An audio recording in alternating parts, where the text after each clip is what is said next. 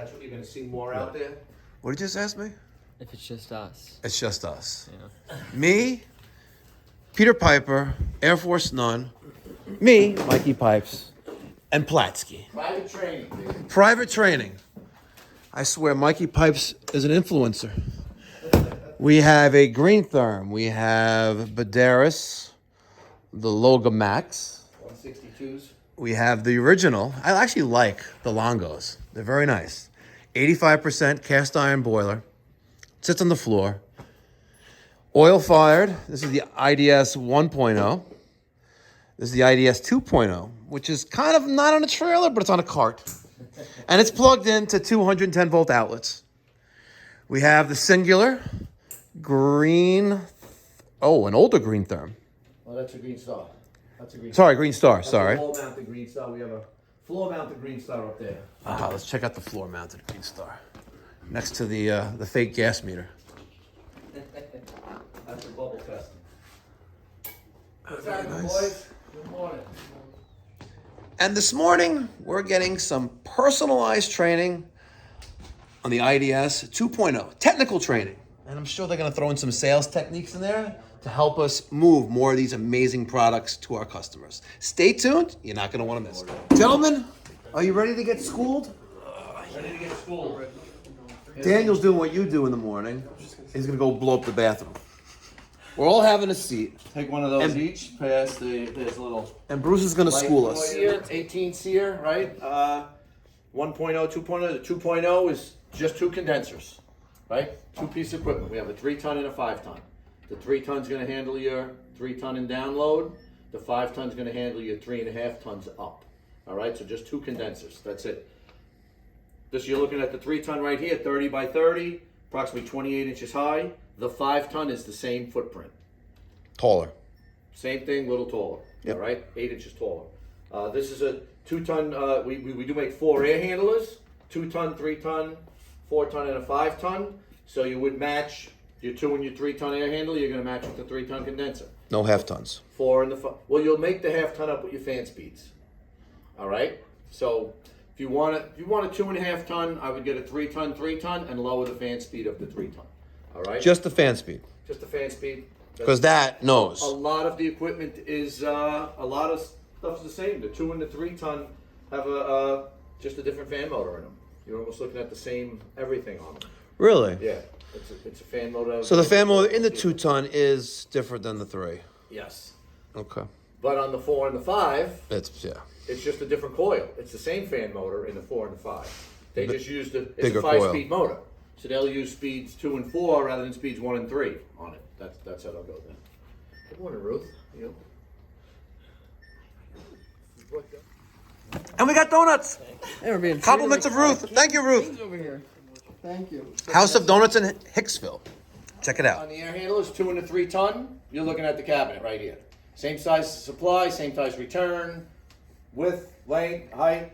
The 4 and the 5-ton, again, get about 1 inch, 1.5 inches wider, thicker, and about another 8 inches taller on there.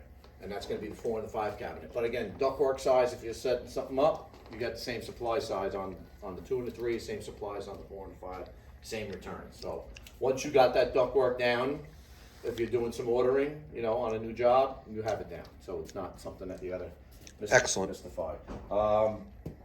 As far as equipment goes, board-wise, on the 3-ton, it is a different board than the 3 and the 5. They have a different board in them. All right. Why? They do happen to have the same fan motor in them, though. Okay. All right. So they have the same condenser fan motor. Matter of fact, that condenser fan motor is the same motor also on the new 18 SEER BOVB. All right, 5-ton.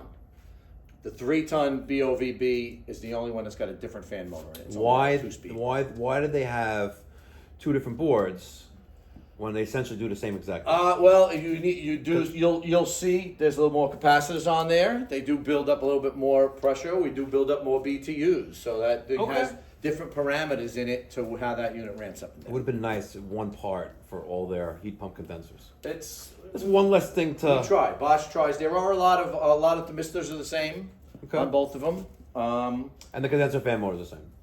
Condenser fan motor is the same. The board in the indoor air handlers is the same exact board in all 4 air handlers. Good. So that's a plus. And again, out of the 4 air handlers, it's only 3 motors. The 4 and the 5 have the same motor. The 2 and the 3 are different motors. TXV, I believe the same TXV on the 2 and the 3. 4 and the 5 have different TXVs. Makes sense. Everything does come with a filter dryer, a bi-flow filter dryer. So if you guys are doing any service and you're pumping anything down and or it's flat, you got to refill it, you're always going to replace the filter dryer, right? No matter what. If you put the torch on here, you're going to replace the filter dryer. Must be a bi-flow filter dryer. Reason being, we are a heat pump, okay? In air conditioning, we flow Both directions. both directions, all right? What is Bosch's recommended placement of the filter dryer? Bosch does not have a recommended replacement. It's usually the contractor's choice. Preference. I've seen some guys putting them up in attics now. Problem of them was up in the attic. When you're working outside, no one's ever going to change it up in the attic. Because now when you go back to do a service call, you don't only have to bring your torch outside, you got to go bring your torch up inside.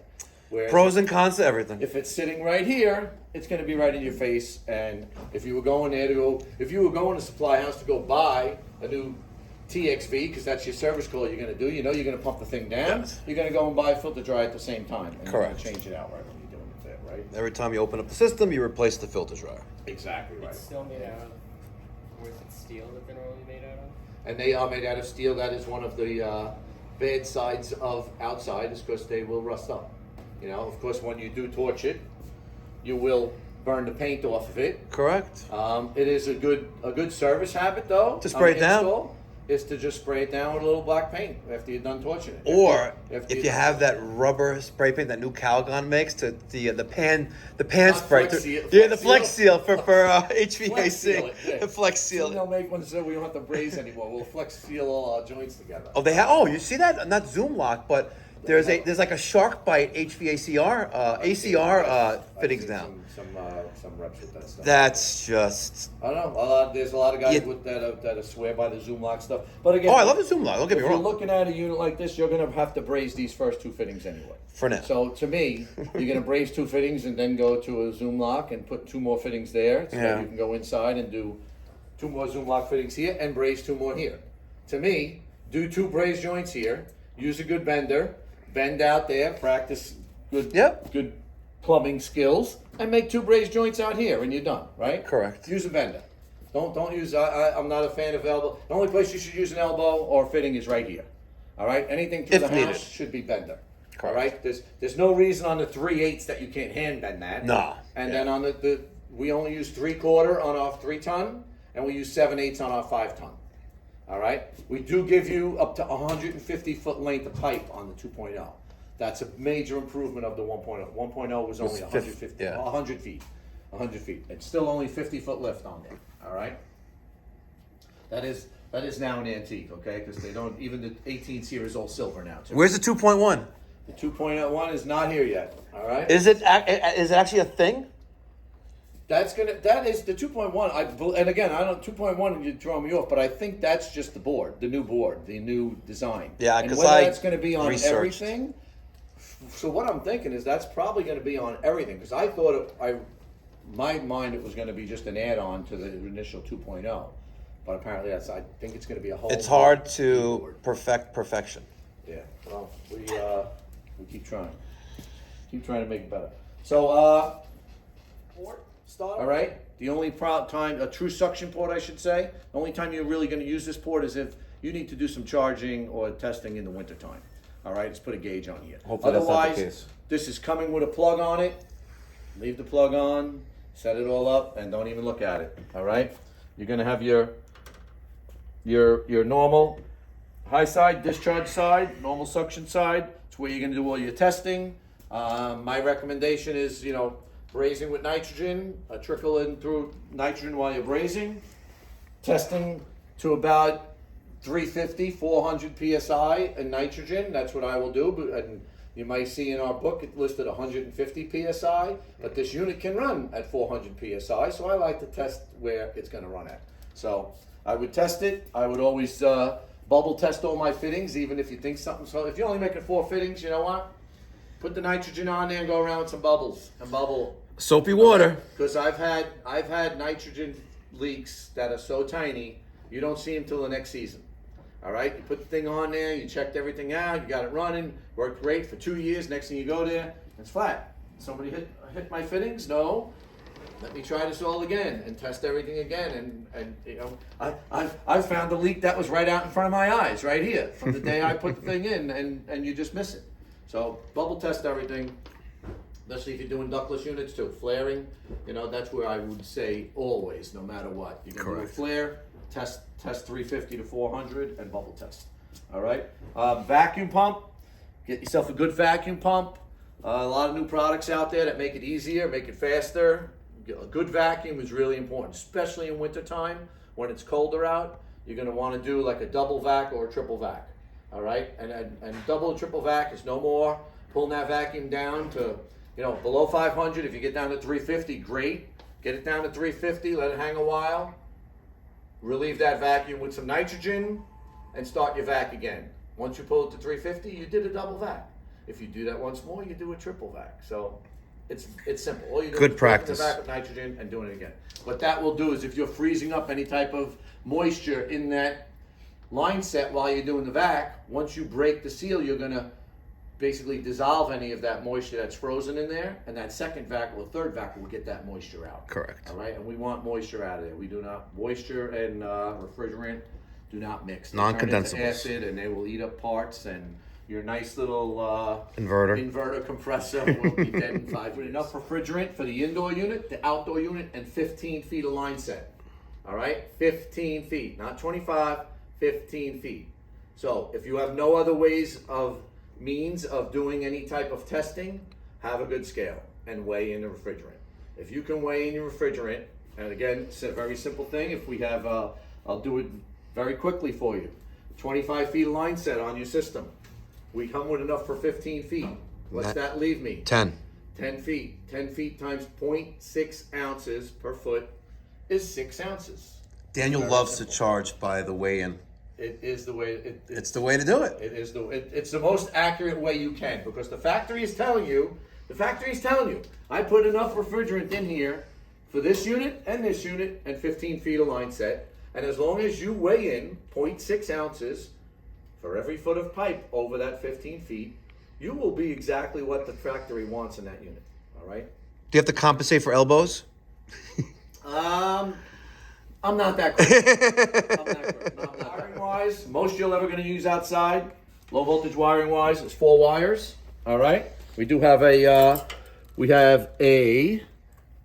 yellow RY, which we're going to call our compressor wire. All right. Let's not use that as our air conditioning line, because now we're a heat pump. Let's use that as our compressor. Cool. Whenever we want our compressor to run, we need power on the yellow. All right. Common is our common. That's going to go Brown. Brown wire is our common. It's going to go right with our commons from our thermostat, right up into our air handler. Blue is our reversing valve. We power our reversing valve in heat. Bosch and Rheem are basically the only guys that do that. Our GO units do the O. Only our IDS does this, and our 18-seer. We power it in heat, which means in default, when there's no power to the reversing valve on our unit, it's going to be in air conditioning.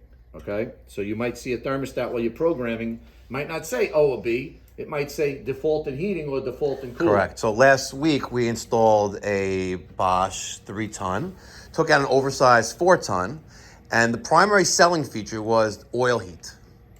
And we're going to utilize the IDS for heat pump. And he had a not dual fuel. We're going to use primarily heat pump for a primary source of heating, because our winters aren't terrible. And if it ever gets that cold enough, he can crack on the oil boiler, because there's no gas in the neighborhood, unfortunately for him. But he had a Nest thermostat. And by default, the cooling was not energized. And we turned it on, and sure enough, it's discharging very ice-cold air, and it's pumping heat into the house because it's extracting the heat from outside, the ambient temperature. You were powering the reversing And we're powering the reversing out, exactly. So went to the Nest, went to the configurations, and within seconds, problem solved. So one of my quick troubleshootings when I have a tech on the phone, and he tells me something like that, I'm heating, I'm in cooling, nothing's coming on. I send him out to the board. I'm like, are you in front of the unit? Yes, I am. I would like you to go, and we'll go deeper into this, but I'll tell the guy, I want you to go to the check button, right up in the middle there, right? Right there in the middle. our check button. I want you to press the check button once. It's going to get 00. It's going to tell you the unit size and that it's a heat pump. H is heat pump, 3 ton. Then I want you to hit it once more to go to number 1. Well, the first parameter on the board is what mode we're in, okay? So, number 1, here's our parameters. Number 1 says outdoor unit mode. When I press that number 1 and a 0 comes up, it means it's in standby. That means there is no signal from inside. If a 2 comes up, it means it's in cooling. If a 3 comes up, it means it's in heating. So basically, when I've been taking your meter out, as you just said, if you were out at that unit, you're like, I think this thing's in heat. It's pumping out heat. But I have the thermostat set on cooling. Go to number 1. If a 3 comes up, this unit thinks it's in heat. All right, because it's getting a signal from inside. For the reversing valve. That reversing valve, that's telling you that you have 24 volts across Y in common, right? Because we're getting a compressor call, and it's telling me that we got 24 volts across B in common because that's getting energized. All right, so very simple. We'll get it more into that with programming stat and stuff and setting that up. Good question is our defrost mode. All right, so what white's going to do? You're only going to use white if you have an electric backup in this condenser, in the air handler. Copy. All right, every one of our air handlers does have, you'll see that slot up there, which can handle an electric backup. All right, this 2 ton will only handle a single stage, so this will only handle up to like a 10K. But you'll see our bigger air handlers have actually a double panel there. They can take a 2-stage heater in there, 15 or 20K heater, no matter what. There is no slowing it down. There's no speeding it up. It goes from 0 to 100% as soon as that thermostat calls. And it stays at 100% until the thermostat says I'm happy. All right, that's why you get frozen coils on the inside of houses, because outdoor unit doesn't know that there's no airflow, right? It's like an on and off switch. There's no dimmer. That's it. So we're hitting the gas pedal. If you're in a car, you're flooring it and keeping it there till the thermostat says stop. I use that analogy a lot. You know, how to compare multi-stage versus single. Yep. Imagine getting into your car and not having a gas pedal. You just slam it, so it's full speed or nothing. Bad gas mileage, right? Exactly. High gas prices. So a 2-stage unit, basically, why a 2-stage condenser is really just a 2-speed condenser. Yes. Commercial units will have 2 compressors in them even. Y1 just turns on the first compressor, Y2 kicks on the second compressor. In a conventional residential unit, first stage is about 65% capacity, and second stage is, guess what? 100%. So it's the same thing. All we're doing is you're getting a little savings with a 2-stage unit, all right? But again, as we said, our unit's going to ramp up and slow down according to load on this coil, all right? We'll talk about that in a little bit. But getting back to the Y2, the Y2 on our unit just increases fan speed. That's all it does. We have a 5-speed motor in here. It is an X13 blow motor. It is 5 speeds. You have the capability of programming 2 of those speeds. All right, so the unit and the thermostat can handle 2 of those speeds. We can do 1 and 3, we can do 2 and 4. The maximum on here is 3 and 5.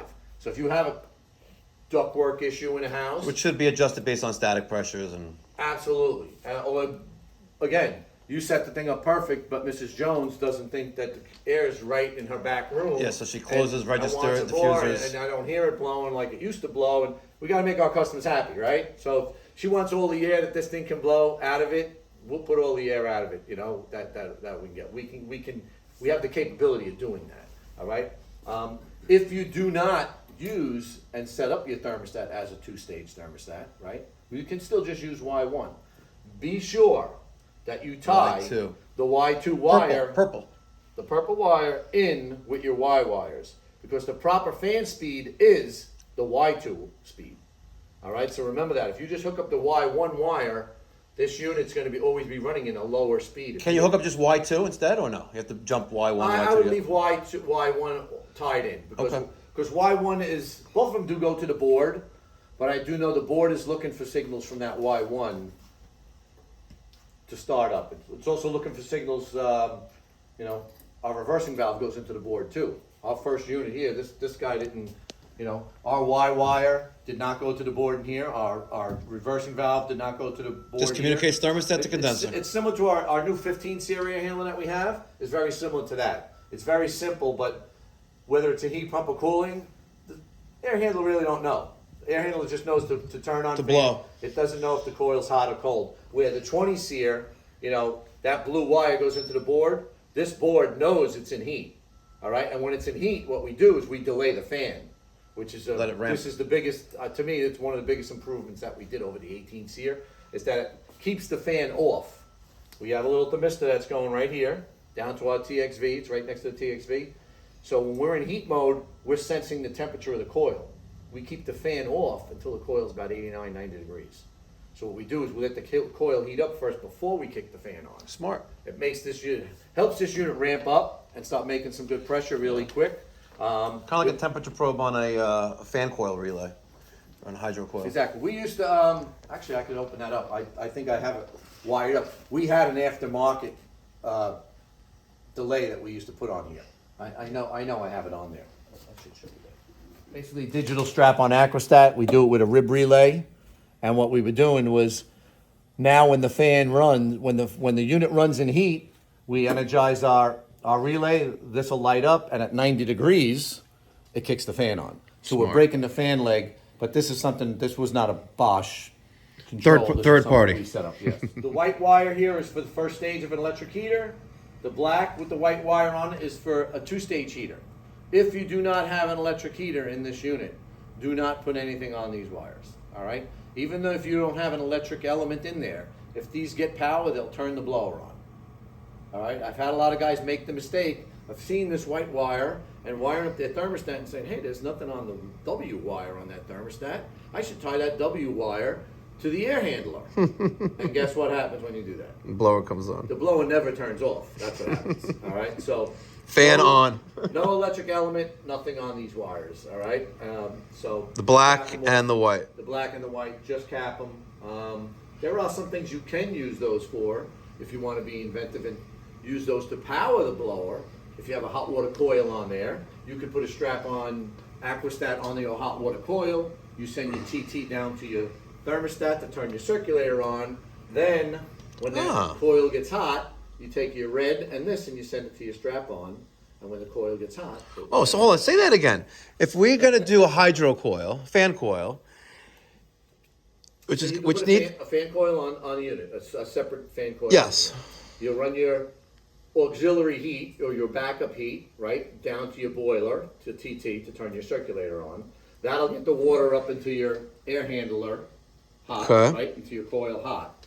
Strap on Aquastat has got a make on rise, right? Yes. Make on rise, break on drop. Set it to probably 110, 115 degrees, because we're pumping probably 180 degree water out of our boiler, right? hopefully. When that coil gets nice and toasty, it's going to close those contacts. If I jump a red wire from my air handler and this white wire, they'll be open all the time Yes. until that coil gets nice and hot. They'll close, and when they close, they will turn the fan on. Perfect. And you will have secondary heat without turning on your heat. Excellent. Wires I would always run 8 wires to the thermostat, no matter what. You run a new wire, run 8 wires. When you can run new wire, if you run a new line set, run new wire outside. First of all, that's Absolutely.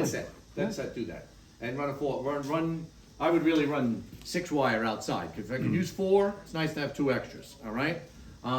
8 wires. I believe we can use up to 9 on our unit now. If you have a 2-stage heater on here, you can use W1, W2, Y1, Y2, B, common, G, red, and gray. Gray is our dehumidifying terminal. It's your extra floor. So you can 9 use wires. 9 wires on our unit. They don't make that yet. Not a at lot of thermostat. not a lot of 2-stage heaters going in there. No. Not a lot of 2-stage heaters in there.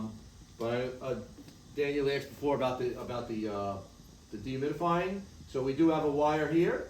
H wire is our gray wire dehumidifying terminal.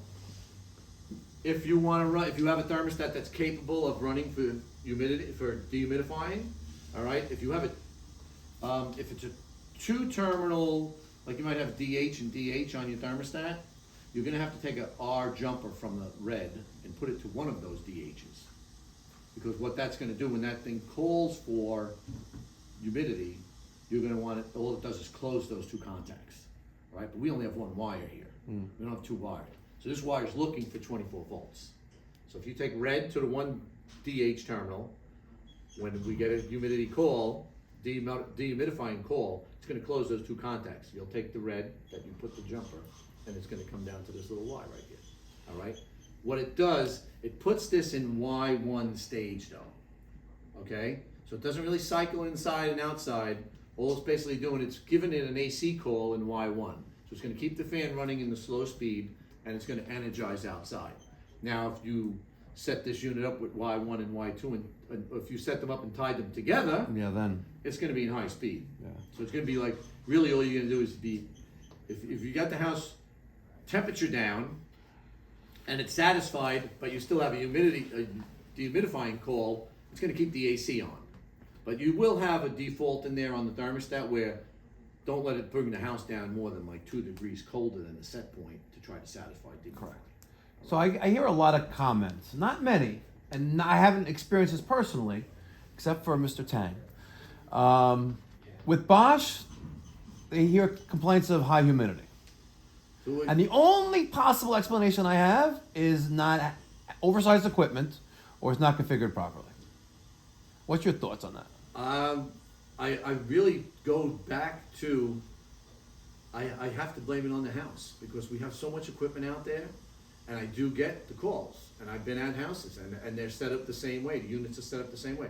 But I've seen it occur in existing ductwork. I've seen it occur in brand new ductwork. Perfect system. And the thing's sweating and can only get the unit down. You know, we are an inverter. It's a different animal. We're not keeping that ice cold coil that our predecessors used to do. So we are dealing with some new technology on the inverter side. I would say make sure your fan speeds are set right, your static pressure set right. Make sure your ductwork is nice and insulated. You know, on changeouts, it's really easy to go in on a changeout and not touch any of that ductwork. It is. You know, and leave all that little nasty looking, you know, scrim hanging off of it that's really loose. You know, there's a lot to be said for R8 ductwork now, you know, which, again, guys only use R8 when there's an inspection going on, right? Other than that, right now, you'll go buy R4 if you can, right? 4.5. You can't find anything. Exactly. You can't find anything. Can't find right any now. ductwork right now. So any flex you can find, you're gonna use. So I look at the envelope a lot. I like to go up in the attic. First thing I'll do with the customer, I check out the house. You know, I'm like, hey, you know what? You got all this exposure. You're on a slab. You know, I had a guy in Westbury he's on a pond. You know, and he's got 3 systems in the house. I think it was an oversizing thing. So he had 3 3-ton systems, and he doesn't run the downstairs floor. Oh, it stays cool down there. I'm like, well, that's where probably most of your moisture is. Yeah. You know, I'm like, you got to run these units to get the moisture out. If today, and what I mean is today, again, I used to promote air conditioning units as giant dehumidifiers, right? I think today, with the houses and the tightness, insulation factors, if you're having a dehumidifying issue, you need a separate dehumidifier in the house. If it's that bad and customer wants to keep that place, you know, down to 55%, you're gonna need a secondary little water hammer. You have there, drippage on your backflow preventer on your That's why we have singular. It. Let me get that out of the way. I don't want anything. You don't want to ruin your marketing signs. Aquamotion. Put that one over there. So yeah, I go out on. I'm going out on a unit Friday morning for that I was there in the wintertime. I'm like, hey, let me come back in the springtime. Let's check the subcooling, make sure everything is cool, and they're weighing changing ductwork and re-insulating because it was a change out. It's a stand-up unit up in a walk-in closet kind of, and then the ductwork disappears into like one up here, one down there. So we're going to take a whole new look at the system. But again, we were there in January, and the guy was, you know, still talking about humidity. Wanted us to come in there. I went out with the contract to satisfy the customer. Speaking of subcooling, pop quiz. How many times you pushed that button to show subcooling on that control board? We still need to take a temperature. Do you really? We still need to take a temperature. Yes, you can. I thought there's a button you could push that in a couple times. We can do it without gauges. Correct. We can do it without gauges. Absolutely without gauges. We do need a good clamp on though to check. To measure temperature. To check it. If we need to adjust it, we need our gauges on there anyway. Right? If we need to adjust it where we got to take some refrigerant. But if in a perfect world, let's say I had 15 feet of line set, I had the perfectly matched evaporator, and I just vacuum it down 100 microns, even better. Passing a decay test because we use the True Blue vacuum thingy. Thing's awesome, by the way. And I just want to push the button a few times and not hook up any gauges to it. So I think you can push the button. if you're on a brand new set, no, you can't. You can't get the true subcoolant on there. It'll tell you some of the, like it tell you superheat from the compressor. It'll give you that number, you know. But to do a true subcooling and really dial the unit in, you gotta have. But what I'll always tell guys, winter time, you can only do subcooling when it's better than 65 degrees out. If it's colder than that, weigh in and walk away. That's my line. It's just weigh it in what we told you to put it in. Have a good scale. Do your little calculation. Everybody here has a cell phone that has a calculator on it, right? So there's no trouble. Matter of fact, that 0.6, if that confuses you, comes down to every 10 feet is 6 ounces, all right? It's very simple. Every 5 feet is 3 ounces. So you can get really close without even taking the calculator out by just knowing those, and it's the same for all of our units. Same with the 18C. But if your scale is in point pounds, yeah, if you gotta change if your you're not scale. ounces and you're in pounds, you're gonna pull out too much. But I get a lot of guys with the confusion is like they don't ask and they don't talk and they see the low side pressure and they're out there. They don't even know about the force button and all they want to do is try to get that low side pressure up. So they sit there and they put refrigerant And they're in. dumping And you know what my refrigerant, so- unit does when you put more refrigerant in? It slows down, and it keeps slowing down.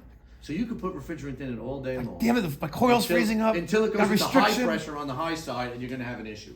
So weigh it in. We're going to force it. We're going to start it in a couple seconds. We'll do the startup on it. Again, wiring. I think we went through everything on the wire. G wire straight in, to the fan. If on a G coil, it will go to a really slow speed, just a circulation speed on there. So if you do have that customer that wants constant circulation, Indoor air quality, People get that, yeah, a lot of electromagnetic people want that. UV light systems, Leave things like that that. fan on. Mount or right hand side. All right. So right now, if I wanted to put this thing on the right hand side, no problem. My drains are here. We do have a horizontal pan underneath here. If we do want to go down flow with the unit or go left side, we need to pull the coil out, Flip it around. the coil over, and put it back in. Very Pretty simple, easy. done. Yeah. The only thing you need to do is Disconnect the reroute TXV. Mr. wire. Yeah, the Mr. Wire. That's it for the. Yeah, we've done a number of those. It's nice that the rails line up perfectly. I got a carry. It lines up perfect. I don't have to change anything. It's very nice. And then another thing I get, the cabinet's well made. It's heavy duty gauge metal. You will not get any type of binding or accordioning, we call that, up in the attic where you can't get the.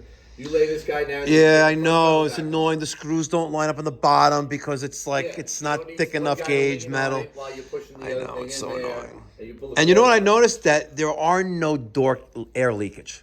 There is none. It's a very nice, solid designed cabinet. Very nice. Pretty good. Because my second major go-to is carrier. If a customer can't afford a Bosch heat pump, we put a carrier in. It's nice. I can split them. The evaporator section in the blower compartment, two-piece. You can get up in the attic. It is what it is. But it's a very, very nice one-piece cabinet. If you really need to, you can pull the coil out if you got it. I know, you can accordion this thing. You can Done bolt it. up if you have to. Yeah, I know. It's really tight. cringe to do that. Yeah. We did one with a carrier. We do have a fuse protected board on here. Our 18C used to have a glass fuse. We do now have a stab fuse on there. I believe it's a 3 amp in there. Dip switches, we do have 1, 2, 3, and 4 on here. 1 and 2 are our fan speeds. All right, I get that call a lot to adjust the fan speeds on here. You have 4 choices. 1 and 2 switches, 1 up and 2 down, 1 down and 2 up, both up or both down. And that's your 4 choices. Those 4 choices give you fixed speeds, and it's right here. The instructions are right here on every unit, all right? So both switches down, and no matter what fan motor's in there, remember it's a 5-speed fan motor. Both switches down, you're getting speed 1 in Y1, and you're getting speed 2 in Y2. All right, that's the lowest you can go. Fan switch 1 down and 2 up, you're getting speed 1 in Y1, and you're getting speed 3 in Y2. All right, so you're up in the Y2 speed. Opposite that, 1 up and 2 down, you're getting speeds 2 and 4. All right, and then the highest speeds is both switches up in the on position, and you're going to get speeds 3. All right, it's a control that's not in normal units. All right, all it's doing is monitoring pressure all the time coming into this suction side or out in heat pump when that's in reverse. right? That same pressure transducer is monitoring basically the high side pressure when we're in heat pump. Pressure transducer right here, 3 wires, red, black, and white. It is the only thermistor that has 3 wires, so it's pretty easy to recognize it here if you're doing the testing on it. All our other thermistors are right in this spot, okay? You can see all of them right here. 1, 2, 3, 4, 5. That's everything. All the little thermistors are right there if you need to check anything out. Is there any low or high pressure safeties? Yes, and they'll be built into those same thermistors that are doing other functions. So like that pressure transducer also does like your low side pressure. So we'll do your high side pressure. All right, and that's going to do the safety on the high side pressure. So you do have, it is all built into the board, but again, thermistor's right there. We have our outdoor thermistor right here. This is our outdoor ambient temperature, which Which is reading 73. when our unit is in standby, you're looking at outside temperature. All right. Another little get-to troubleshooting thing: if you're out there on a nice hot day and an ATL comes up, ATL means the thing thinks it's in heat pump and it's not going to run because it's too hot out. ATL, and we just had this. I had a phone call yesterday and a job I was on trying to start in heat pump. ATL is ambient temperature limit. All right. Too hot, not gonna. Too hot, and it's telling us that the guy who called me, I'm like, the ATL's coming up because your unit thinks it's trying to heat the house and not cool the house. He goes, really? I'm like, yeah. Take the inside cover and look at the. I says, it tells you what ATL means. I was being a little sarcastic. And I said to him, you know that cover that covers the thing? He's like, what's ATL mean? Like it's written on the inside of the cover. All right. So all your fault codes are here. All right. All your test modes are here. Everything. Use this. Use this. It's that. You're adjusting fan speeds. Not that I don't like talking to you guys. There's a sticker right here. Hey, go upstairs and take the cover off the air handler. It tells you what to do right there. Tells you what all the dip switches are doing right there. Number 3 dip switch on the way. Remember going back 1 and 2 with the fan speeds. Number 3 is that fan delay. All right. It comes out the box as that temperature delay. So in heating, we wait to about 89, 90 degrees before we turn it on. If you want it to just be a time delay, you switch number 3 to the other side. It'll be a 90-second delay, and it'll delay it all the time, no matter what the call. It'll delay it on startup, and it'll keep it running on shutdown. All right.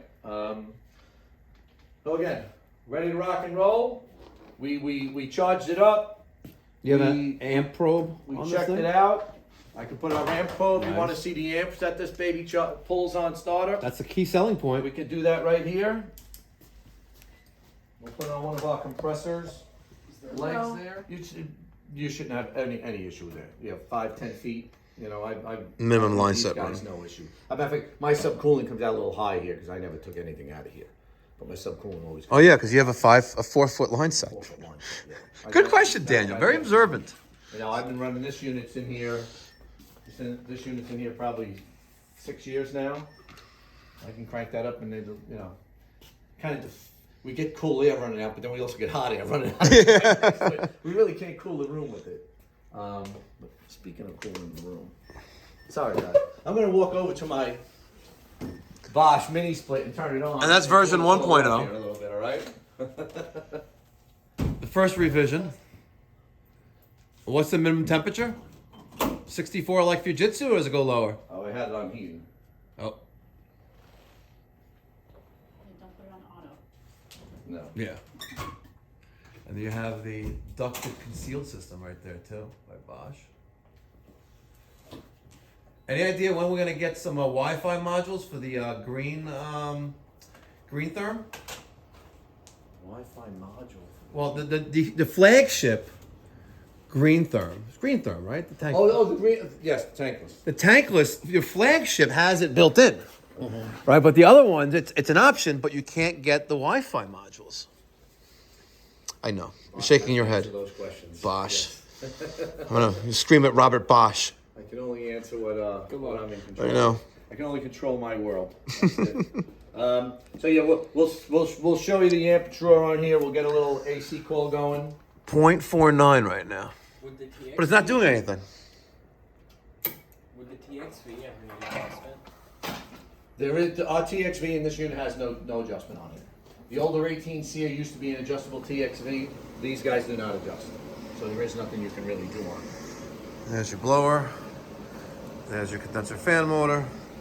Still at 0.46 amps. Let's go over here. We're watching our outdoor temperature. When that drops to 0, our compressor's about to start, and then you'll see our amps, our amp drawer on startup. Unless you start up. When Air this handle goes to motor comes 0, right on. Yes, and then you're going to be seeing the actual hertz. frequency. There we go. 0.55, 0.68. There we go. Start up. This is how many tons is this, 2? This is a 3 ton. What's the frequency of that, the hertz? The frequency on a, do we know what that is? What 100% is, Daniel? Oh, 100%? Oh, Yeah. on a 3 ton is 50 something? 71. 71. So at 71, that's 100%, right? Yeah. It's like hitting the force button. About 19 is. And we're all at 3 amps right now. Oh yeah, let's just start up. We're at 37 hertz right now. And a comparable 3 ton, let's call it a carrier. 3 ton, 100%. It's either on or off, right? Not variable speed. Amperage is pushing close to 30 On a hot day. on a hot day, It'd right? be more than that. Exactly. And we were at 368. Granted, 50% so far. Out of what, 80 speeds? But just remember, every time this starts, it's going to start at 1 RPM and ramp up. You see that 0? We're putting a little bit of electricity in there at a time, and it ramps up. So there's no jamming that on. You're not going to hear that bang on the side of the house. You're not going to burn up a contact. There is no contact. So you're not going to burn it up. You're not going to burn up a capacitor because there is no capacitor. All right? Correct. We don't need that to get this guy started. This is the equivalent of today's LED light bulbs in the HVAC world. Very basically that, yes. That's It's sums it up and, just like that. You know, the key is that it's only going to run as hard as it needs to satisfy this load. Remember, we have that pressure transducer, right? That little switch that's a little reading our pressure at all time. That is our communication, all right? We use the refrigerant as our communication. As we bring more load across this coil, right? As we bring more air, you know, think about refrigerant. Every time we raise the pressure or temperature, they raise together, right? Pressure goes up, temperature goes up. Temperature goes up, pressure goes up. So I have a coil here filled with, let's call it 100 degree refrigerant. Not even, let's call it 70 degree refrigerant. I start pulling 80 degree air across that 70 degree refrigerant. What's going to happen to that refrigerant? Pressure's going to go up on it, right? So that pressure starts going up. Our pressure transducer will recognize that immediately. And as the pressure transducer sees that pressure going up, it will tell the board, we need more electricity put into our compressor. Inverter. Let's ramp our compressor up. When we do that, we increase the BTUs. And what we're looking to do is pull that suction pressure back down again. And we want to maintain about 130 PSI, okay? We take a pressure temperature chart out, 410A pressure temperature. You go to 130 PSI, and you go across to the temperature. It tells you on every given day, it's 47 degrees. So what we try to maintain on our units is about a 47 degree coil. All right, that's what we're trying to do. We can increase that. We can change those parameters a little bit with that number 4 dip switch on there. And number 9 on here, it's about 130 PSI. So we're gonna scroll through our numbers 9 and 10 on our board is our evaporator pressure and our condensing pressure. All right, so that's all pressures that we can see. It's what the board is seeing. So you guys may call me when you're out in the field and you're like, this is what my gauge is seeing. So I want to see what your gauge is seeing, but then I'll usually ask you, I want to know what the board is seeing. Because the unit is reacting to what the board is seeing. It's not reacting to what your gauges are seeing, right? So I'll tell you to get on the check button. Remember, 0, 0, we start. Every time you press it, you'll scale through. Number 9 will give me my evaporator pressure. 130. Wow, it's 130. It's like magic. Number 10, 275. You can look on our gauge. We're at 275 here. This gauge is a little off on the side, but you'll see that we're right on the high side. A little bit off in calibration. Yeah. So as I said, that 130 PSI is what this unit's looking to maintain. So once that compressor has that pressure at 130, it don't need to work any harder. So it's going to level off there. right? So that's the key of it, is we're only using the amount of power needed to keep that coil at that 47 degrees, all right? No more power than needed, no less power than needed, just the exact. We do the same thing with the condenser fan motor. We have a 10-speed condenser fan motor on here. Condenser fan motor uses the calibration of the coil temperature, all right? We have a thermistor on the coil, that's right up here. Whatever that coil needs to cool off, that's the fan speed we maintain, all right? So we don't go to that single stage unit that you put in, that's got the single stage compressor that runs at 100%. Guess what the fan motor on the top of that unit does also? Same thing. Runs at 100%. The two-stage, it's usually a two-stage condenser fan motor and a two-speed compressor. So we have 10 speeds on that fan motor, and we got basically 80 speeds on our. You can ring that out right there. Compressor wires. Condenser They're fan marked. motor wires. WV and something. So gray, brown, and black. Danger, high voltage. Condenser fan motor right here. Pretty simple. Only other plug I usually tell guys to checking out is the pressure transducer. That's on the other side. Where the other thermosistors are. Yep. Line voltage, low voltage. I'm just going to tuck in there. Daniel made a comment on a recent install about the position of the line voltage power going into it. It would be nice if it's like right in the middle instead, because it's Yeah, kind of right like under the ring. because right under the service valves. Yeah, I notice, I do know a lot of other manufacturers, they'll almost put a separate little hatch in for the low voltage. Yes. Because they don't want the low voltage and the line voltage together. Correct. So I don't know if that's across with that because they want to keep them separated from each other. Again, Possibly. I do know you got a lot more room on the 5-ton, than you do on the 3-ton. It's taller. We did increase a little bit of room on the valves here. The 18s here, it used to be a little tighter getting in there. So we did increase a little space on that, for getting ratchets in there and our little refrigeration tools. So once we're running for about 8 minutes after startup on cooling, that's when we can force the unit. Remember, we have two important buttons. We do have a Wi-Fi button up here that you're not going to be concerned with, but we have a check button. There's no purpose of the That's Wi-Fi gonna button. At this point, no. Damn it. Okay. So the check button is going to be our parameter, 1 to 25. Again, every parameter is right here. If you are on the phone with tech, all right, with Bosch Tech, I'm going to tell you, they're going to have you in front of this unit, running it, and they're going to want to know almost every one of those parameters. Or we can All right? call you. Well, you call me. I'm the first defense. You call me. You guys have my card. I'll give you some more cards, but always call me first defense. If I can't get you through it, then or if we think there's definitely a failure on a part, we definitely got to get a Bosch. We got to get a customer number. What from territory Bosch. does this Platsky branch cover? We and cover you cover? North New Jersey, all of Westchester, all of the boroughs, and Long Island. Copy. So no Connecticut. No Connecticut. No. Okay.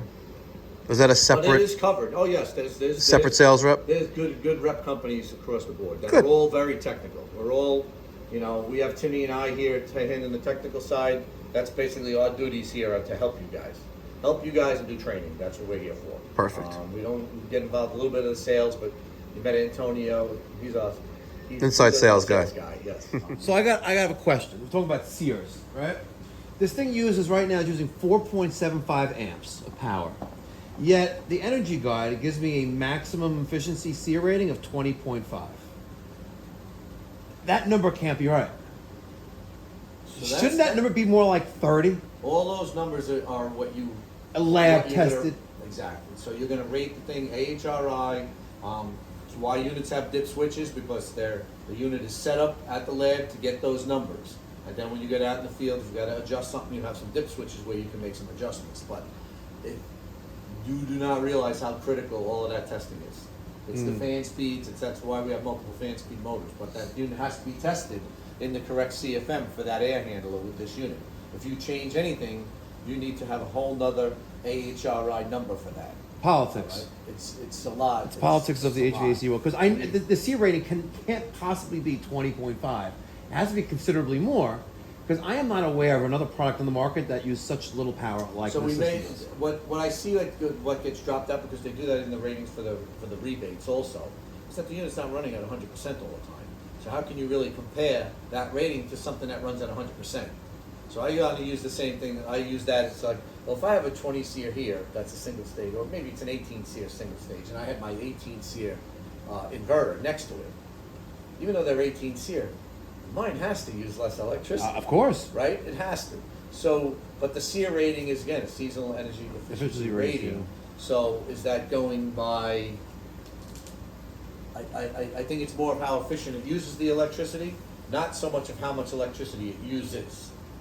Okay. You know what I'm saying? So the two units could efficiently use that the same amount, but one could be using a whole lot Yeah. less. I just look at those yellow stickers. I see them as just as annoyance because it's not really a true number. Check button 1 to 25. The force button has two functions. In cooling, it's going to force the unit to 100% so that we can do a subcooling check. That's the only way to do subcooling. It's the only way to adjust the charge other than weighing. All right, it has to be in force mode. It has to be running 100%. The force button also in heat pump will do a forced defrost call. All right, so if we're in heat pump, you got to be running 8 minutes before we ever hit the force button, or else it won't do anything. It doesn't. In heat Yeah. pump, you hold the force button down 6 seconds, it'll do a forced defrost cycle. All right, but for subcooling purposes, one press of the force button will put a sideways T in the first LED. That means we put it in forced. If it's running for 8 minutes, as it has, you should see the hertz Increase. climb straight up. And our amperage. On our amperage. And our fan. 6.6. Our fan will go to high speed, all right? So again, this is for a matter of testing. What we want is we want this unit running. There's our partner, Tim, on our heating side. For you guys who don't know Tim. Good morning. Good morning. You might have met him on video from the basement. Yep.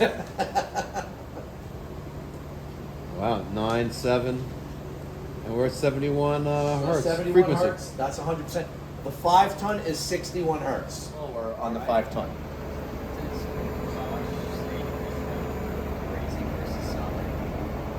I wouldn't solder anything, really. I mean, you should braze.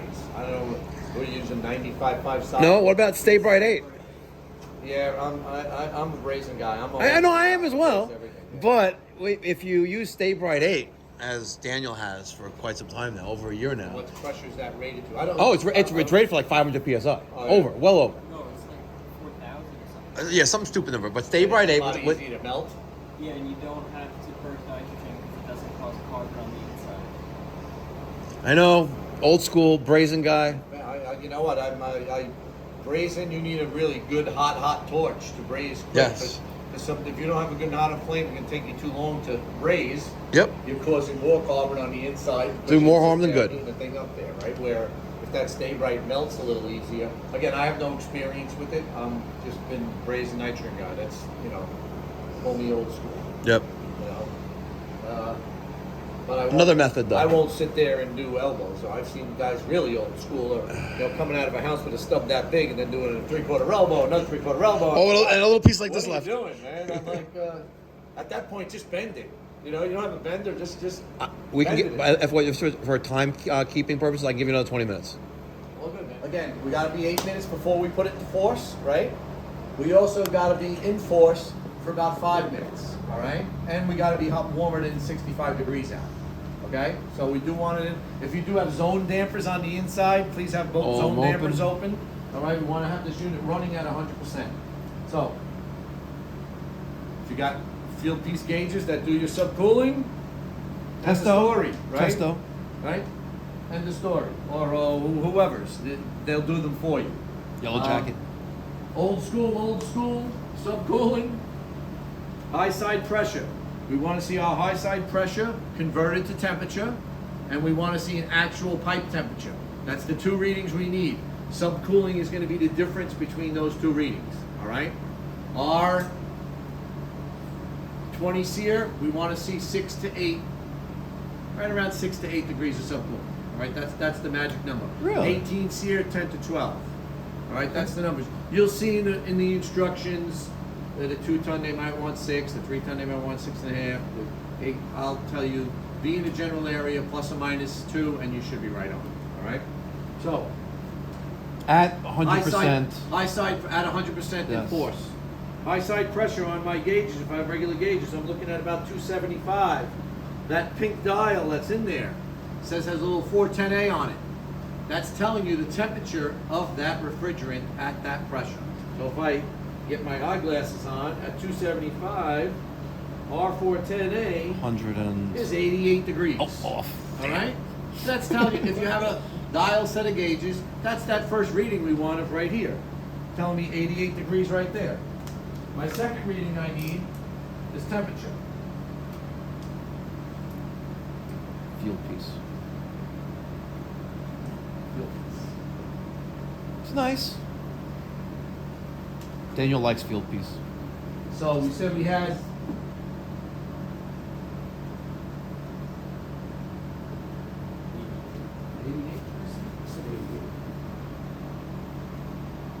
Oh, I'm looking at the blue dial. I'm getting dizzy.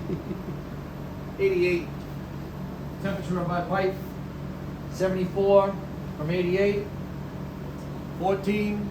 I'm way overcharged. Not way overcharged, but I'm getting 14 degrees of subcooling. Well, that's because right? it came with 15 feet of refrigerant. Don't really got some perfect conditions here. We're pulling the same area that we're dumping.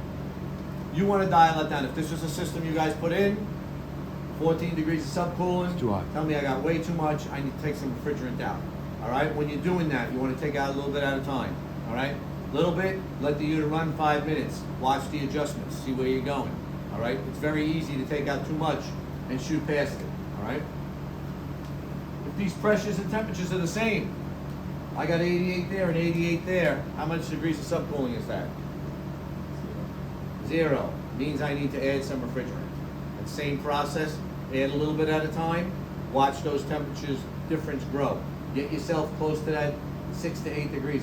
I would tell you right now, if you put that system in and you see 9 degrees of subcooling, I think you're pretty good. All right. You probably lose that little bit taking your gauges back. Off. Yeah. You're done. You know. Again, regular gauge, regular. You got your field piece or whatever you could do it on there.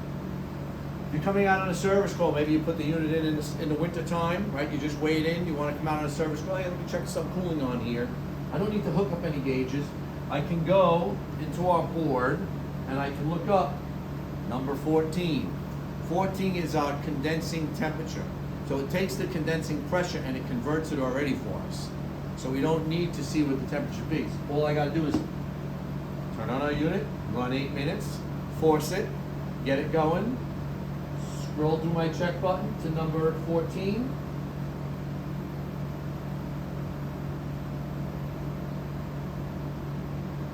$86 degrees. All I need to do is have a clamp on to take my temperature right here.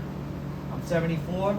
Well, I'm better now. Now I'm only 12 degrees of subcooling, right? I made it better. I didn't even do anything. I used a different gauge. Clue, different gauges will give you different readings, all right? Remember that. So you're only as good as the Tools equipment you you're work using, you know? So I say, you might tell me, I had a guy yesterday telling me, hey, my high side and my low side are both reading 235. I'm like, okay, so what's going on there? I'm like, is the compressor running? He's like, yeah, it's running. I'm like, well, I want you to scroll through. He scrolls through. It says low side said 130. I'm like, well, my board's seeing 130 and 235. So either your low side gauge is not reading, maybe it's not screwed on tight enough. All right, not hitting but the it's- trader. I'm telling you what the board's seeing. The board's saying this unit's running fine, and you're telling me your gauges are equal. So Someone's lying. somebody's lying. I can only help you out with the information you give me, right? So and just dial it in. You know, don't think of subcooling. I thought of it as a mystery for a long time. I'm a Ford R22 guy, which you guys didn't have to deal with too much of that. But No, it I was- remember the days. I got to tell you, it was a lot easier. It was, a sure lot was. easier. Beer can cold. Yeah, 410As, higher pressures, you know, you're dealing with a lot. That's why you see on the mini splits, you see, I think that's why we see more leaks, you know, it's higher pressures. Yeah, You know, guys don't know how to flare, more- and using the right flaring blocks. More It's tendency to leak. no nylog. Love Exactly nylog. right. Once we're done on a subcooling test, if you forget to take it out of high and you wrap it up and go out of there, it'll take itself, if it's still running, it'll take itself out of force in 2 hours. If the thermostat cold satisfies Satisfied. inside the house, It'll it'll turn take off. itself out. It'll just turn it off. But if we just hit the button once, the T will disappear, and you'll watch this unit will just start ramping down. All right, and going back to normal. Because you'll see, and this is what I always got to show guys, your low side, remember that number 9, it's going to pull down further when it's in force. So you're at 116. So when you're in force, you're bypassing the transducer. Right? Remember, the transducer only wants to see that low side at 130 and it's going to slow down. Well, when you put it in the force, all we're doing is telling the unit to run at 100%. All the misters are out. Manual We're just going to override. run it 100% and get it. So, you know, don't put it in 100% and try to adjust the low side by putting more refrigerant in. That's not going to work. What All if right? your call for coolant satisfies while you're in force? If it'll just turn the unit off. Yeah, the thermostat satisfies. It'll stop being- It'll just stop. Yeah, that'll bypass it. Yes, it needs that. It needs the AC call from in the house. So definitely turn that down. Again, outside we're 24 volt control. Remember that. We got a transformer, 220 volt transformer that's converting us to 24 volts. All right, that's at 220 volts. If I have a power come into the house that's like 265, that transformer is going to be putting out close to 30 volts. The more power you put into a transformer, the more power that transformer puts out. We don't like to see over 30 volts at any of our units. All right, we don't want to see that. That if you take out your probe and check, even if you're checking, you know, we can see our voltage out here. We just need 24 volts. Yeah, typically Most of the here time- we most of the see time 28, That's what we want. 26 volts. On Long Island, PSE&G, you know, it's our 20C unit does have a two-step transformer in there for 208 or 240. So you can move the plug. It comes out of the box in the 240 spot. But if you see that high voltage coming in, move it to the 208. All right, just get it down there. If you see that really. save the transformer All right. and your equipment. We do have three banks of dip switches. Number one is the J2 switch. That is going to be your capacity of the unit. So it's going to come out of the box. The 3 ton is going to come out of the box as a 3 ton. The 5 ton is going to come out of the box as a 5 ton. If for some reason you want to make it a 2 ton, you switch that switch down. If you want to make the 5 into a 4, you could switch the switch down.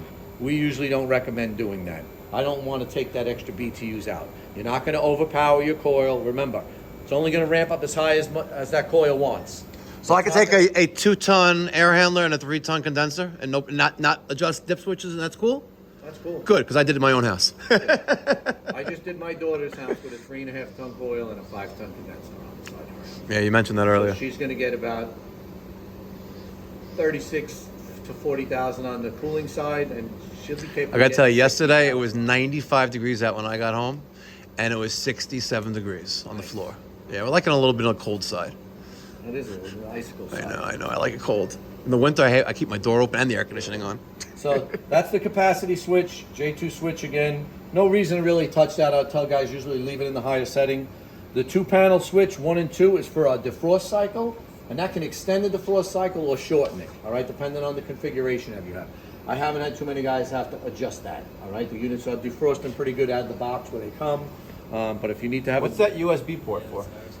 The USB port is for future. I want to get some official answer, And the but I Wi-Fi. can't get it. And the Wi-Fi button. And the Wi-Fi button. The 4-panel dip switch, 1, 2, 3, and 4. 1 and 2 have no functions. Number 3 is adaptive intelligence. There is stuff built into this board. There's safeties built into it. There's capacities where it'll ramp the unit up and slow it down occasionally. We never want to take that intelligence out of the board. We're always going to leave that number 3 switch. There's no surge protection built in, right? No surge protection built in. We do recommend the surge protector on there though. Hold on. Dan, which one's amps? Yeah, it's just right there. That one? Might have to take that out though. Think so. Oh. Put it on the red wire. That's our ramps here. Josh back, red light tickets. 5.5. And this is what the normal speed is. So again, only other button I've had anybody adjust is the number 4 switch. The number 4 is accelerated cooling and heating. All right. So as we said before, we try to maintain about a 47 degree coil in cooling, about a 108 degree coil in heating. If you switch up the number 4 switch, you'll adjust those by about 5 to 8 degrees. So you'll get a colder coil in summer and a hotter coil in winter. All right. So again, it's right here. Kind of like getting more BTUs out of I'll it. tell you right here. It's number 4, accelerated cooling and heating. and it comes, normal cooling and heating is the default that it comes in. So again, What would be a need to accelerate heating and cooling? if you see something that's running too long of cycles, it's not satisfying. It's like an undersized system? Could be a little undersized. You'll get a colder coil out of it. You know. Would I have decreased humidity? Or increased? In theory, it should not. In theory, the higher coil temperature and lower fan speed should will give be you better at more the humidity. humidifying. Yeah, In theory. in theory. Like the like the AHR ratings. But I've had some guys, again, if you have, don't quote me, but my thing is out there is if we have a humidity issue, change your fan speed, change your coil temperature. Let's change something. Is there Copy. any, like troubleshooting guide, like Fujitsu is a pamphlet for all your thermostat? Yeah, so readings all and of our install, the install book that comes with this has a really good step diagram in there, and it'll tell you every one of these fault codes. It'll go through most of these fault codes that are on here and tell you what you should be checking. A lot of it's basic, you know, it's going to be check your charge, make sure your plugs are in, but then it'll say, hey, you know, check this, or it could be condenser fan motor. We had this winter was an E6 code. E6 code is a condenser fan motor. If that comes up, you need a condenser fan motor. Go no In further. stock at Platsky. Go no further. In stock of Platsky. Our low voltage wiring and programming thermostats are by far my biggest calls. And change of season just came, and I don't know how many calls I've got. It's just reprogramming a thermostat that, the guy was here last week and changed the thermostat. And now guess what? It won't go in cooling. Because the guy who changed the thermostat didn't program it again. All right? Anytime you put a new thermostat on the wall, it's got to be, you got to go. You gotta test. Our equipment, be familiar with the thermostat, be familiar with the installer setup. All right? You got to go through that. If it has advanced settings on it, go into the advanced settings. All right? Set the droop. Set the Droop? the delay, the staging. Oh. Yeah. Sorry about that, guys. I think that was Mr. Platsky. Advantage. Does that No have, caller ID. does that have like the resistance values for the resistors in the motor? Yes, there's 3 charts on in the back for the resistance. All right. Also, the thermistor. I've been seeing an uptick in checking that out, making sure. I would tell you, if you are checking stuff, you got some weird stuff going on, you put your gauges on there. I've seen it probably 3 or 4 times. Your gauges are giving you really good readings, and that thermistor's seeing something different. It's a bad thermistor. All right. How does that change out? You need to pump everything down and cut it out and put it back in. Ouch. I Sorry, you're on I'll film. give you, you turn it off and I'll tell you a little secret. Okay, tell me a little secret. I have one in my truck. I took a thermistor, No, do you really want to stop not to film this? yeah, don't film it. Okay. Right there. Let's see that pressure transducer. Up in there? You might have to wait till the fan stops. Deep in there. Look for the red, black, and white wire, and you'll see it. Let me know when you see it, Daniel. Daniel's son. Fan's gonna run for about 30 seconds here. Slow it down. Yeah, and to do that, That is a great tip, though, but we didn't show it on film. But if you guys are interested, email me, mike@mikeypipes.com, and I'll show you the trick. If you, I'm joking. Relax, Bruce. fired. Yeah, you're not gonna be fired. It wasn't you. It was me. I'm like, Mikey, who? I didn't give him any. No, who's I didn't him? give him any training. No, I wasn't here. Oh yeah, but all this evidence can be erased very Yeah, exactly. Let me tell you, Root's a whiz on the computer, man. We got drop an EMP bomb here. She right? can make you disappear on the internet, all right? You'll never hit again. You know, I need a social media manager. Are you available? No. It's right. If You you, know? follow the suction pump in, no, it should be right over here. No, it's right there. I can see it. Look right behind the rad. Because now I have to deal with TikTok, Instagram, Look right where. Google. I still got to post on Google every day. It's annoying, Let's just see but it's a lot of fun though. and white wire. It is a full-time job. I try. Oh, yes. I See try. it right? I want that YouTube button on the wall. See that stop. All your videos in the background. Oh, you do? good. Thank you. We'll Thank you. often get an email. Mikey Pipes' new video up. Right down in the bottom. Right down the bottom. Yeah, straight down. It's annoying to get in there. So I could see that the other trick would be beneficial. Good. You gotta take your jacket off. Everyone's wearing that Bosch shirt. You got the winter 2021 pipe doctor shirt. And say Bosch.